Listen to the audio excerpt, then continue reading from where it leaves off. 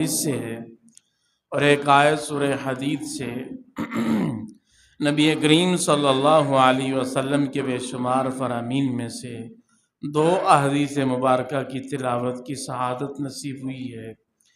پہلی حدیث مبارکہ بخاری شریف میں 5063 نمبر پر موجود ہے اور دوسری حدیث ترمذی شریف میں 2255 نمبر پر موجود ہے۔ آیت کریمہ میں اللہ رب العزت نے ارشاد فرمایا وَكَذَلِكَ جَعَلْنَاكُمْ أُمَّةً وَسَطًا لِتَكُونُوا شُهَدَاءَ عَلَى النَّاسِ وَيَكُونَ الرَّسُولُ عَلَيْكُمْ شَهِيدًا۔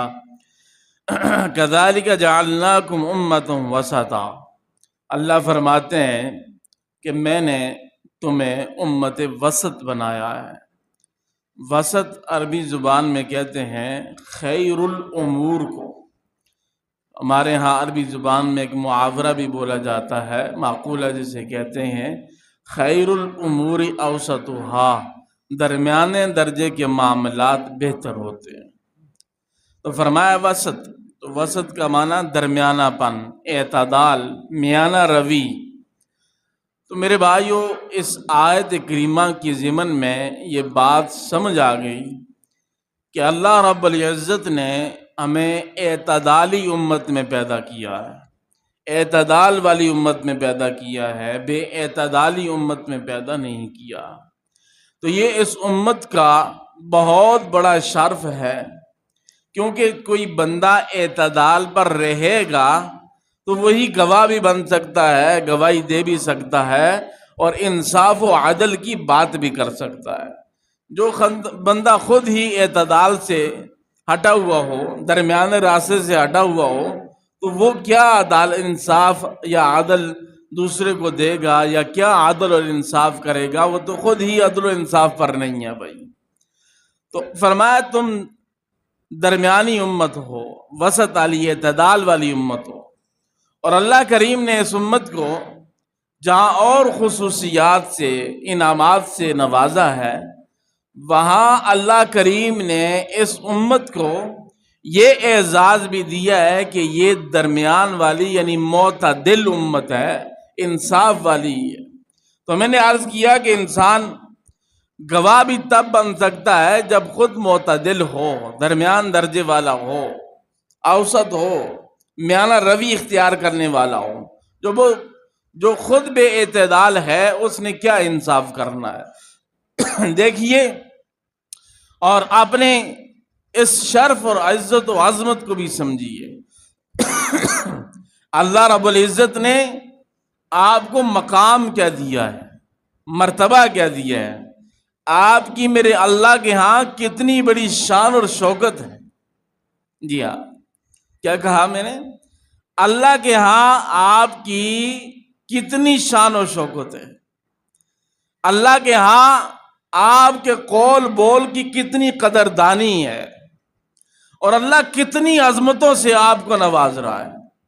بخاری شریف میں حدیث ہے کہ قیامت کا دن ہوگا، میدان معاشر لگا ہوگا، جتنی امتیں اس امت سے پہلے گزر چکی ہیں، جب اللہ ان سے سوال کرے گا کہ کیا تمہارے پاس کوئی بشیر اور نذیر نہیں آیا تھا، یعنی کوئی خوشخبری سنانے والا، ڈر سنانے والا، یعنی جو میرے برگزیدہ انبیاء علیہم السلام ہیں، انہوں نے تمہیں دعوت نہیں دی تھی، انہوں نے تمہیں بتایا نہیں تھا، انہوں نے تمہیں سمجھایا نہیں تھا، انہوں نے تمہیں توحید کا تعارف نہیں کروایا، انہوں نے تمہیں قیامت کے بارے میں بتایا نہیں تھا کہ وہ آخرت کی ایک گھڑی آئے گی؟ بتایا تھا کہ نہیں؟ تمہارے پاس تو تعلیم دینے والے انبیاء میں نے بھیجے تھے، اور نبیوں نے آ کر تمہیں تعلیم دین دی ہے، دین تمہیں سمجھایا، بتایا، لیکن وہ اتنے بے شرم اور ہٹ درم ہوں گے کہ رب کے سامنے بھی جھوٹ بول دیں گے۔ کیا کریں گے؟ رب کے سامنے بھی جھوٹ بول دیں گے کہ اللہ، ہمیں تو سمجھانے والا ہی کوئی نہیں آیا، ہمیں تو بتانے والا ہی کوئی نہیں آیا، ہمیں تو کسی نے بتایا ہی نہیں کہ توحید کیا ہے، ہمیں تو کسی نے بتایا ہی نہیں کہ عبادت صرف اللہ کی کرنی ہے، ہمیں تو کسی نے بتایا ہی نہیں کہ مشکل کشا صرف اللہ ہے، ہمیں تو کسی نے بتایا ہی نہیں کہ آخرت کا دن بھی ہوگا اور حساب و کتاب بھی ہوگا، ہمیں تو کسی نے نہیں بتایا۔ ہمارے پاس تو کوئی نہیں آیا۔ اللہ کے علم میں تو ہے نا، بولو بھائی، اللہ کے علم میں تو ہے، اس میں تو کوئی شک نہیں، لیکن پھر بھی اللہ یہ نہیں ان کو کہتا کہ بھائی بھیجنے والا میں خدا ہوں، تم میرے سامنے جھوٹ بولتے ہو، یہ نہیں فرمایا۔ انبیاء کو بلائیں گے، کس کو؟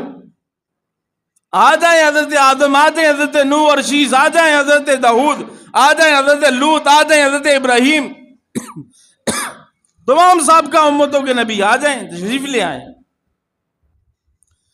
تمہاری امتیں کہہ رہی ہیں تم ان کے پاس حق کا پیغام لے کر نہیں گئے ہو، یہ منکر ہو گئے ہیں کہ ہمارے پاس تو نبی آئے کوئی نہیں، اور ان کا مطالبہ ہے کہ تم گواہ پیش کرو۔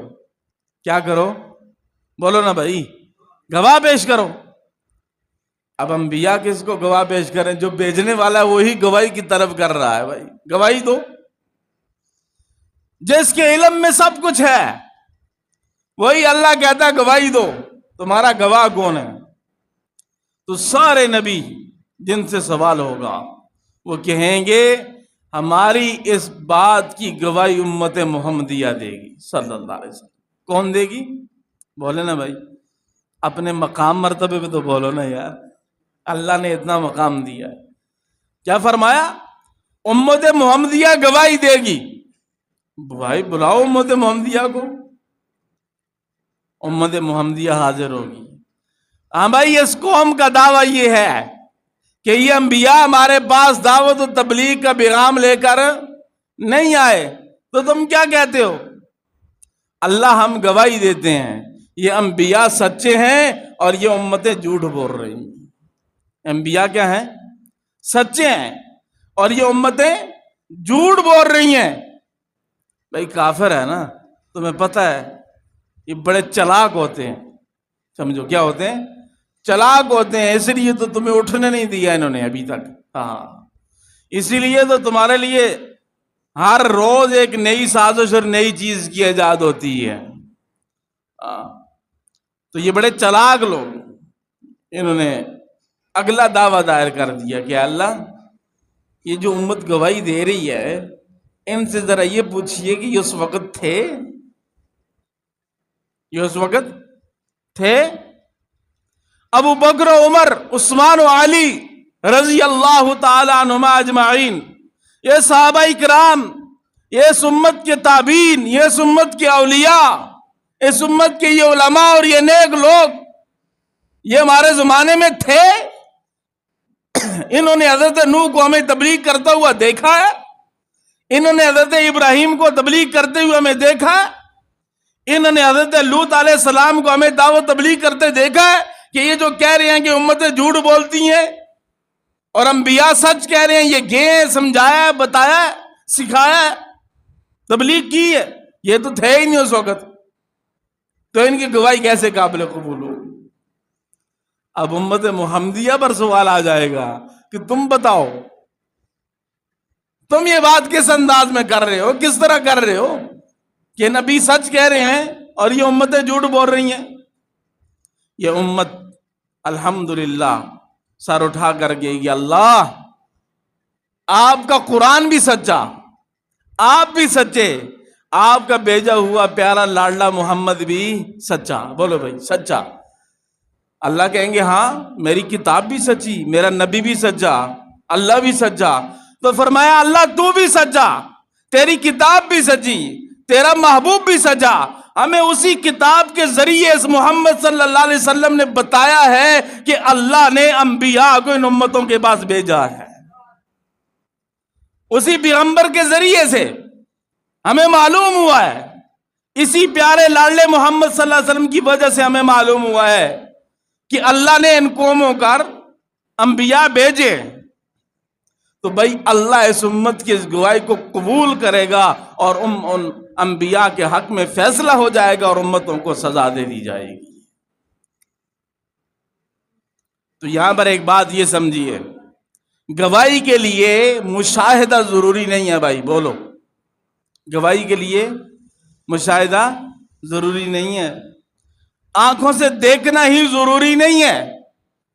ایسا آدمی جس کے امانت و دیانت پر سچائی پر آپ کو یقین ہو کہ یہ بندہ مر تو سکتا ہے، جھوٹ سے کام نہیں لے گا، غلط بیانی سے کام نہیں لے گا، سچ بولے گا، تو آپ اس کے کہنے پر گواہی دے سکتے ہیں شرعی طور پر کہ فلاں آدمی سچا ہے، اس معاملے میں ثقہ ہے، اس کی بات بالکل درست ہے، وہ ایسا آدمی نہیں ہے کہ وہ جھوٹ بولے، وہ ایسا آدمی نہیں ہے کہ وہ امانت میں خیانت کرے، دیانتداری کا تقاضا پورا کرتا ہے، ایمان پورا ہے اس کا، تو اس آدمی کے یقین پر آپ جو ہے گواہی دے سکتے ہیں کہ مجھے اس آدمی پر یقین ہے۔ تو اس لیے یہ کہنا کہ گواہ اسے کہا جائے گا کہ پیغمبر صلی اللہ علیہ وسلم آ کر یہ گواہی دیں گے محمد رسول اللہ کہ اللہ میں نے بتایا ہے، تو اب یہ کہنا کہ محمد صلی اللہ علیہ وسلم ہر جگہ پر ہر وقت موجود ہیں، موجود نہیں ہوں گے تو گواہی کیسے دیں گے؟ تو بھائی گواہی کے لیے ہر وقت موقع پر ہونا کوئی ضروری نہیں ہے بھائی۔ تو نبی کی جو خبر ہو وہ تو جھوٹی نہیں ہوتی نا بھائی۔ نبی کا معنی یہ ہے، نبی کا معنی یہ ہے کہ جو ایسی خبر دے جو جھوٹی نہ ہو۔ تو بھائیو یہ ایک اللہ نے آپ کو اعزاز دیا، تو فرمایا تمہیں اعتدالی امت بنایا ہے، اعتدال والی، درمیانہ پن، وسط۔ تو میرے بھائیو اعتدال ہر چیز میں ہی خیر کو لاتا ہے، اعتدال ہر چیز میں ہی خیر کو لاتا ہے۔ تو میرے بھائیو ہمارا جو عقیدہ ہے، نظریہ ہے، اس میں بھی اعتدال ہے۔ بولو کیا ہے بھائی؟ اعتدال ہے۔ پہلی امتیں کیوں گمراہ ہو گئیں؟ پہلی امتیں کیوں صراط مستقیم کے راستے سے ہٹ گئیں؟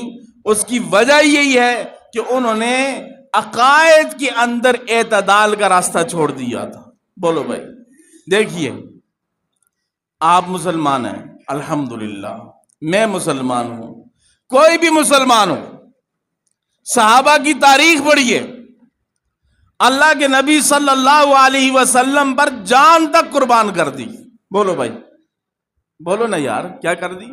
جان تک قربان کر دی، مال لگا دیا، سب کچھ پیغمبر صلی اللہ علیہ وسلم کی ذات پر قربان کر دیا، جانیں قربان کر دی، بیویاں بیوہ کروا دی، بچے یتیم کروا دیے، گھر چھوڑ دیا، علاقہ چھوڑ دیا، ہجرتیں کی صحابہ نے، کٹ کے اپنے جسموں کا قیمہ بنوا ڈالا، ٹکڑے ٹکڑے ہوئے، نیزے کھانے پڑے، تلواریں سہنی پڑیں، ساری تکلیف مشکلات دیکھنے کے بعد پھر بھی کہا اشہد ان محمدن عبدہ و رسولہ، محمد اللہ کا بندہ اور رسول ہے خدا۔ بولو بھائی نہیں ہے؟ محمد اللہ کا رسول اور بندہ ہے، اللہ نہیں ہے۔ محمد اللہ اور اللہ کا رسول ہے، مشکل کشا نہیں ہے۔ محمد اللہ کا نبی اور رسول ہے، حاجت روا نہیں ہے۔ محمد اللہ اور اللہ کا رسول ہے، داتا نہیں ہے۔ محمد اللہ اور اللہ کا رسول ہے، کوئی کسی کو بچیاں بچے دینے والا نہیں ہے۔ یہ سارے کام اس اللہ کے ہیں، محمد اللہ کا رسول اور بندہ ہے، مگر کٹ کے اعتقادی بے اعتدالی نہیں آئی، نبی کو نہ خدا کا بیٹا سمجھا نہ خدا سمجھا۔ لیکن ادھر آئیے، عیسائیوں سے کیا بے اعتدالی ہوئی؟ انہوں نے اتنا اعتدال کر دیا، اعتدال سے گر گئے کہ انہوں نے حضرت عیسیٰ کو اللہ کا بیٹا کہہ دیا۔ فرط محبت میں آئے، حضرت عیسیٰ کو بیٹا کہہ دیا۔ یہودیوں کی عقیدے میں بے اعتدالی آئی تو قالت الیہود عزیر ابن اللہ، قرآن میں ہے کہ انہوں نے عزیر علیہ السلام کو اللہ کا بیٹا کہہ دیا کہ اللہ کا بیٹا ہے۔ مشرکین اٹھے، ان کے عقیدے میں بے اعتدالی آئی تو انہوں نے کہا یہ فرشتے اللہ کی بیٹیاں ہیں، فرشتے اللہ کی بیٹیاں ہیں۔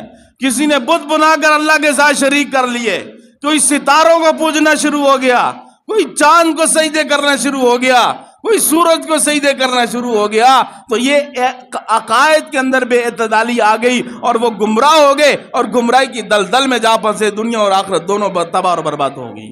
لیکن اس امت کا یہ الحمدللہ اعزاز ہے کہ عقیدے میں بھی کیا ہے؟ بولو بھائی اعتدال ہے، اللہ اللہ ہے، رسول رسول ہے۔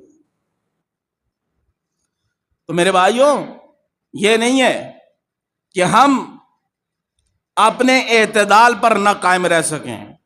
اسلام دین شریعت اعتدال کا درس دیتی ہے کہ اعتدال پر رہو. تو عقیدے کا اعتدال بھی ہونا چاہیے بھائی. عبادات میں بھی اعتدال ہونا چاہیے.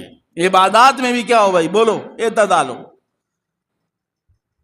کچھ کمزوریاں ہمارے اندر موجود ہیں, ان کو دور کرنے کی ضرورت ہے. فضیلت والی راتیں آتی ہیں جن کی فضیلت ہے, رات ساری نفل پڑھیں گے اور فجر کی نماز سے پہلے سو جائیں گے. یہ بے اعتدالی ہے. فرض کو چھوڑو, نفل پر عمل کرو. قربانی کے دن آئیں گے, بے اعتدالی کا شکار ہو جائے گی میری قوم. قربانی کے دنوں میں 10 دن تک ناخن نہیں کاٹیں گے, بال نہیں کاٹیں گے. قربانی کر لیں گے. اب یہ ناخن نہ کاٹنا, بال نہ کاٹنا, یہ 10 دن یہ مستحب کام ہے. یہ کیا ہے بولو بھائی؟ مستحب ہے.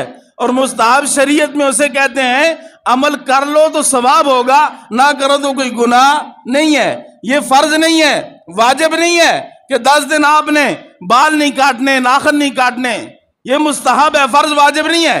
لیکن میرا نوجوان, میرا مسلمان بھائی, میرا سنی دوست 10 دن تک اپنے ناخن بھی نہیں کاٹے گا, بال بھی نہیں کاٹے گا, لیکن جیسے قربانی کرنے کے بعد سب سے پہلا کام حرام کا کرے گا, اپنی داڑھی کو شیو کروائے گا. یہ بے اعتدالی ہے کہ 10 دن مستحب پر عمل ہو, بال چھوڑ دو, ناخن چھوڑ دو, لیکن 10 دن کے بعد اس مستحب پر عمل کرنے کے بعد پھر اس سے بڑا جرم کریں گے کہ داڑھی شیو کروا کے حرام کا ارتکاب کریں گے. تو یہ بے اعتدالی ہے ہماری, یہ نہیں ہونی چاہیے. نوافل میں بے اعتدالی نہیں ہونی چاہیے. کسی دن جی اٹھا تو رات ساری نفلیں پڑھتے رہے, جی اٹھا تو ساری رات تلاوت ہوتی رہی, جی نے کیا تو ساری رات ذکر پہ لگا دی, اور پھر 6 مہینے چھٹی. اور بھائی یہ کوئی شریعت میں پسندیدہ عمل نہیں ہے. پسندیدہ عمل یہ ہے, میرے پیغمبر نے فرمایا, کم ہو ہر روز ہو. 2 نفل پڑھ لو, ہر روز پڑھ لو. 100 دفعہ تسبیح اللہ کے نام کی پڑھ لو, ہر روز پڑھ لو. 1 پارہ تلاوت کر لو, ہر روز کر لو. 1 رکوع پڑھ لو, ہر روز کر لو. اور نہیں پڑھ سکتے تو آدھا رکوع پڑھ لو, لیکن روز پڑھ لو. یہ کہ تم مہینے بعد 1 دفعہ قرآن کو کھولو, اس سے بہتر یہ ہے. عبادات میں بھی کیا ہو بولو بھائی؟ اعتدال. معاملات میں بھی اعتدال ہونا چاہیے. تعلقات میں بھی اعتدال ہونا چاہیے. تعلقات میں کبھی ہم اتنا تعلق قائم کر لیتے ہیں, اتنا کہ بھائی ہر وقت اسی کو ڈھونڈتے رہتے ہیں, اپنے یار کو ڈھونڈتے رہتے ہیں, تلاش کرتے ہیں, بیٹھک کریں, گپ شپ لگائیں, ہاں ہو اس کے ساتھ بیٹھے, اور تھوڑی سی کوئی مسٹیک ہوگی, گڑبڑ ہوگی, بس آپ تو بھائی مخالف, اتنی شدت میں مخالفت میں چلے جاتے ہیں کہ وہ جس کو ہم پہلے چومتے تھے, چاٹتے تھے, 24 گھنٹے کی زندگی اس کے ساتھ گزرتی تھی, اب اس کا نام سننا گوارا نہیں کرتے. اب اس کی اچھائی بھی ہمیں برائی لگتی ہے. تو یہ بے اعتدالی ہے. یہ کیا ہے بولو بھائی؟ بے اعتدالی ہے. ان چیزوں سے ہمیں کنٹرول کرنا ہوگا, دور رکھنا ہوگا. یہ بے اعتدالیاں ایمان والوں کے ساتھ نہیں جڑتی بھائی. یہ بے اعتدالی کسی بھی قسم کی ہو, اس کا کوئی فائدہ نہیں ہوتا, نقصان ہی ہوتا ہے. اس طرح مال میں بے اعتدالی, یا تو کمانے میں بے اعتدالی ہوگی, نہ حلال کی پہچان نہ حرام کی پہچان. جو کچھ آ رہا ہے آ ہی جائے, بس کھاپے مارتے جاؤ. یہ بھی شریعت میں پسندیدہ عمل نہیں ہے بھائی. ہاں کمانے سے شریعت نے منع نہیں کیا, کماؤ, اس نیت کے ساتھ کماؤ کہ جو عبادات مالیہ ہیں اللہ مجھے وہ بھی ادا کرنے کی توفیق دے. مال کے ساتھ بھی بہت ساری عبادات جڑی ہیں بھائی. زکوٰۃ ہے, حج ہے, جہاد ہے. یہ آپ کے مساجد مدارس, یہ آپ کی اس عبادت مالیہ کی وجہ سے تو قائم ہے. تو اللہ اس طرح کی توفیق مانگے اللہ سے. اور کمانے میں لگ گئے, نہ نماز کا پتہ, نہ روزے کا, نہ تلاوت کا, نہ دینداری کا کچھ پتہ نہیں, بس جو آ رہا ہے جیسے آ رہا ہے جی ٹھیک ہے. یہ بھی بے اعتدالی ہے. یہ بھی کیا ہے؟ اور چپ کر کے بیٹھ جانا کہ دین تو مال کو پسند نہیں کرتا, ٹانگ پہ ٹانگ رکھ کے بس مسجد میں لیٹے رہو. شریعت یہ بھی پسند نہیں کرتی بھائی, شریعت یہ بھی پسند نہیں کرتی. یہ بھی بے اعتدالی ہے. اپنے ہاتھ سے کما کر کھانے والوں کی فضیلت. اسی کے اوپر ایک بات کر دوں, اپنے ہاتھ سے کما کر کھانے والوں کی فضیلتیں. آج آپ کے ملک میں مزدور ڈے منایا جا رہا ہے, یوم مزدور منایا جا رہا ہے, لیکن افسوس صد افسوس, مزدور ڈے منانے والے کون ہیں؟ آپ کا منسٹر ہوگا, آپ کا وزیر ہوگا, آپ کا چیف ہوگا. یہ مزدور ڈے منا رہے ہوں گے. ملک پاکستان کا غریب آج بھی سڑک پر کھڑے ہو کر مزدوری کرتا ہوا نظر آئے گا. آج بھی مزدور خود دال اٹھا کر سڑکوں پہ جاتے ہوئے 2 وقت کی روٹی کے لیے ذلیل ہوتے ہوئے تمہیں نظر آئیں گے. یہ پاکستان میں بھی بے غیرتی اور بے حیائی کی انتہا ہوتی چلی جا رہی ہے. مزدور کے نام پر بھی یہ عیاش طبقہ عیاشی کر رہا ہے. میرے پیغمبر نے تو فرمایا مزدور کا پسینہ خشک ہونے سے پہلے اس کی مزدوری اس کے سپرد کر دو. دیتے کیا ان کو؟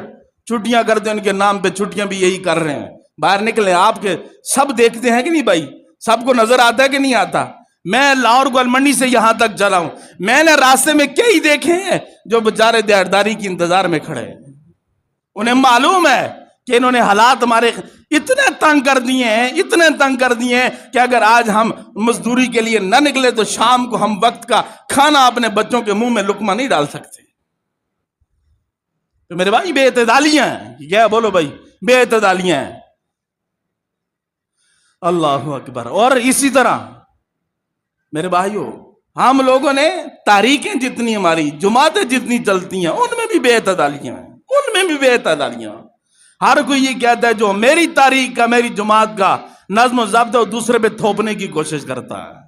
اور بھائی سارے دین کے شعبہ جات کو اکٹھا لے کر چلنا، سارے دین کے شعبہ جات کو جمع کر کے ان پر عمل کرنا، یہ صرف میرے نبی کی صفت ہے. بھائی بولو یہ کیا ہے؟ صرف میرے نبی کی صفت ہے. جس شعبے میں آپ کو اللہ نے قبول کیا ہوا ہے اس شعبے میں کام کیجئے، اس شعبے میں بڑھ کر کام کیجئے. اللہ نے آپ کو خدمت خلق کا موقع دیا ہے تو خدمت خلق کیجئے، ڈٹ کر کیجئے. اللہ نے آپ کو دین کی خدمت کا موقع دیا ہے، کسی کو مسجد مدرسے کی خدمت کا موقع دیا ہے، کسی کو ماں باپ کی غربا پروری کا اگر اللہ نے موقع دیا ہے تو وہاں ڈٹ کر کیجئے. اور اپنی جماعت کو کہیے آپ کا جو مشن ہے، دستور ہے، اس کے اوپر ڈٹ کر کام کیجئے. دوسرا جو آدمی کسی عنوان پہ کام کر رہا ہے اس کی مخالفت کیوں کرتے ہو؟ یا اس کے اوپر بھی اپنا نظام تھوپنے کی کوشش کرتے ہیں ہم. تو بھائی اس لیے ہمیں ان اعتدالیوں سے بچنا ہوگا. بھائی کیا کرنا ہوگا؟ بچنا ہوگا. تو اعتدال عقائد میں بھی بولو بھائی. کس میں؟ عقیدے میں بھی اعتدال. بولو نا بھائی، یاد کر کے جاؤ. عقیدے میں بھی اعتدال، معاملات میں بھی اعتدال، تعلقات میں بھی اعتدال، عبادات میں بھی اعتدال. اپنی جماعتی نظم سیٹ اپ جہاں بھی کہیں آپ لگے ہیں کسی بھی جماعت کے ساتھ، مجھے نہیں غرض آپ نون لیگ کے ہیں یا پیپل پارٹی کے ہیں یا تحریک انصاف کے ہیں، جس کے بھی ہیں، جس شعبے میں بھی کام کر رہے ہیں، خدمت خلق کا یہ کریں. لیکن دوسروں پر یہ جو تنقید کے بازار ہم نے آج گرم کیے ہوئے ہیں، کوئی دوسرے کو برداشت کرنے کے متحمل نہیں ہے، اس کو برداشت کرنے کا دیکھنے تک نہیں چاہتے. اتنا یہ گالم گلوچ، جماعتوں کی مخالفتیں، کارکن کہاں تک قتل و غارت تک باتیں پہنچ گئی ہیں. تو یہ بے اعتدالیاں ہیں ہماری. یہ کیا ہے بھائی؟ بولو بے اعتدالیاں. جہاں جو لگا اپنی دین کی خدمت کر رہا ہے، شریعت کے اصول و ضوابط کے مطابق کر رہا ہے تو کرتا رہے. اللہ سے اس کے لیے دعا مانگے، اللہ تعالیٰ اس کو مزید بڑھ چڑھ کر کرنے کی توفیق عطا فرمائے.